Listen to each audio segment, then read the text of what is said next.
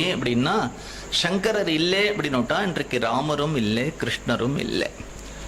இன்னைக்கு பத்ரிகாசிரமம்ங்கிற ஒரு பெரிய திவ்ய தேசம் இருக்க, எல்லாரும் போறா இல்லையா?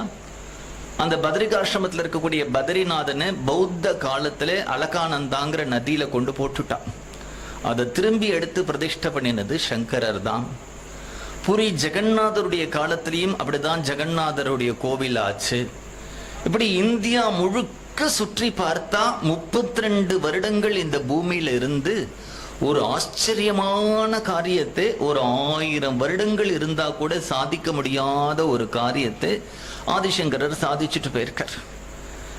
உலகத்துக்காக அவர் உழைத்த மாதிரி வேற யாரும் உழைக்கல. ஆனா அவருடைய சித்தாந்தம் என்ன அப்படின்னுட்டா ஜெகத் மித்யை அப்படிங்கிறது. இந்த உலகமே பொய், உலகம் பொய்ன்னு சொன்னவர் இந்த உலகத்துக்கு உழைச்ச மாதிரி வேற யாருமே உழைக்கல.